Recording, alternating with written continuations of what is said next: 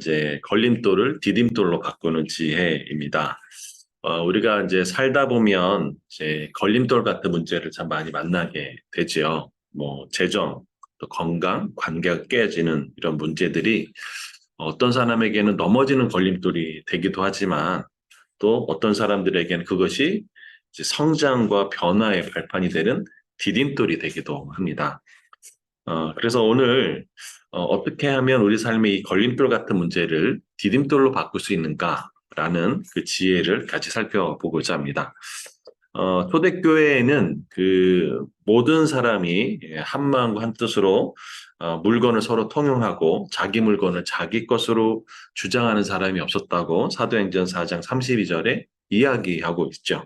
그런데 사도행전 6장에 딱 들어가자마자 이 헬라파 유대인들과 또 히브리파 유대인들이 구제에 관해서 이제 어려운 상황에 놓여지죠. 왜냐하면 헬라파 유대인들이 과부들이 구제에 빠짐으로 이제 원망이 생기게 되고 이 문제가 자칫 교회가 나눠질 수 있는 그 분열의 위기에 직면하게 됩니다. 이런 사도들은 이 위기를 이 걸림돌을 어떻게 성장과 변화의 디딤돌로 바꿀 수 있었을까라는 것이죠.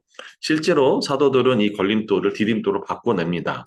사도행전 6장 7절에 보면 그 하나님의 말씀이 더 왕성해서 예루살렘에 있는 제자의 수가 더 많이 증가했고 또 허다한 제사장의 무리까지도 그 도에 복종하는 일이 벌어지기 때문에 그렇죠. 자, 첫 번째 그렇다면 이 사도들은 어떻게 이 걸림돌 같은 문제를 디딤돌로 바꾸느냐. 그 첫 번째가 바로 삶의 문제를 푸는 첫 번째 성경적 원리는 영적인 우선순위를 정한다라는 것이죠. 사도행전 6장 2절과 6장 4절에 보면 우리가 하나님의 말씀을 제쳐놓고 접대하는 일을 하는 것은 마땅치 않다. 6장 4절에는 우리는 오직 기도하는 일과 말씀 사역에 힘쓴다라고 되어 있습니다.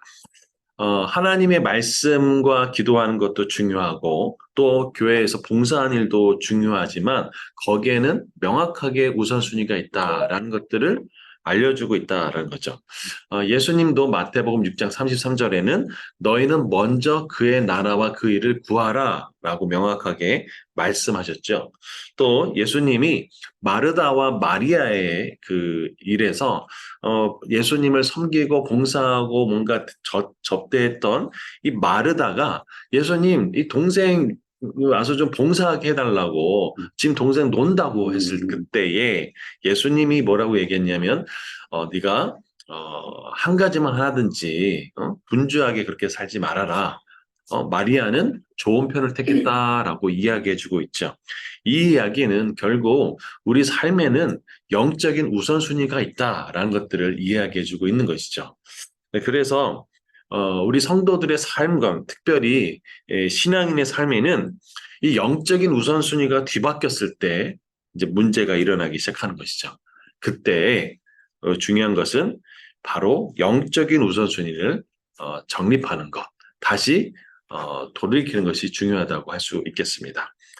두 번째는 이 영적인 이 우선순위를 정한 다음에 있어서 그 풀어가는 과정에서 성령의 인도함을 받는 것이 굉장히 중요한 지혜다라는 것들을 알 수 있습니다.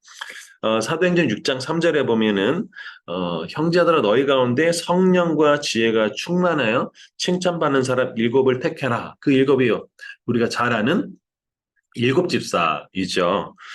그런데 사도들도 말씀과 기도에 집중했지만 봉사하는 일, 그 일을 아무에게나 맡기지 않았다는 것들을 알 수 있습니다. 그래서 삶의 영적인 우선순위를 정리한 후에는 성령의 인도함을 받는 지혜가 필요하다라는 거죠.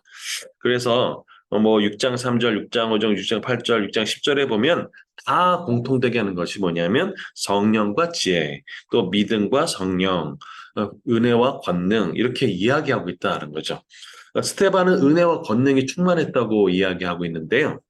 그 사도행전 1장 8절에 보면 성령이 너에게 임하시면 너희가 권능을 받고 다시 말하면 스테반은 하나님의 성령이 충만함으로 권능을 받았던 사람이라는 것들을 알 수가 있는 것이죠.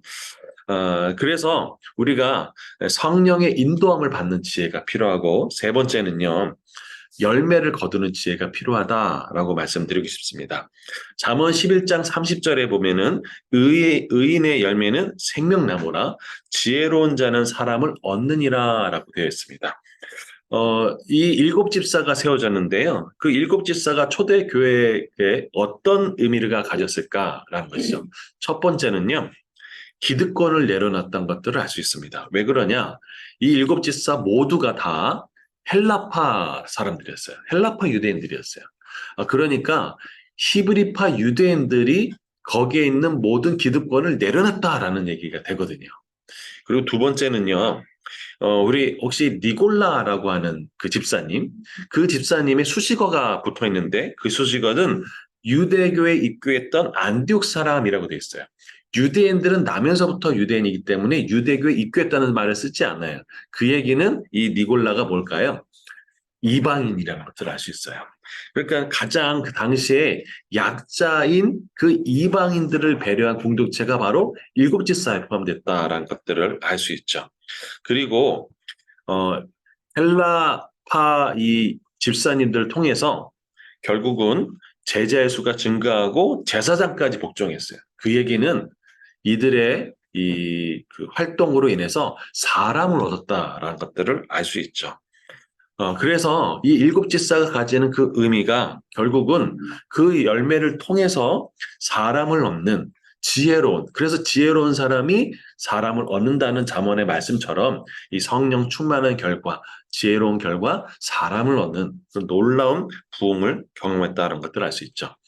우리가 아까 이제 우리가 읽었던 그 사탄은 속이는 자라고 얘기하고 있었잖아요.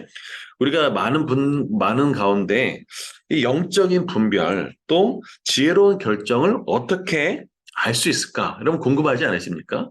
그때 아주 중요한 큰 원칙이 있는데 생명을 살리느냐 죽이느냐, 관계를 회복하느냐 관계를 파괴하느냐, 나의 이런 결정이 그 영적인 결정이 또 지혜로운 결정이 이 두 가지의 큰 것을 살펴만 봐도 알 수 있다는 거죠. 왜냐하면 사탄이 하나님의 성품을 닮을 수가 없고 하나님이 사탄의 성품을 닮을 수가 없기 때문이죠. 다시 말하면 좋은 나무에서 좋은 열매가 맺는 거고 나쁜 나무에서 나쁜 열매가 맺는 것이죠. 그래서 한 가지 여기서 조금 이제 또그 참고적으로 말씀을 드리자면 니골라 집사 있죠. 근데 이 니골라는 계시록 2장 6절에 보면 니골라 당이라고 나와 있습니다.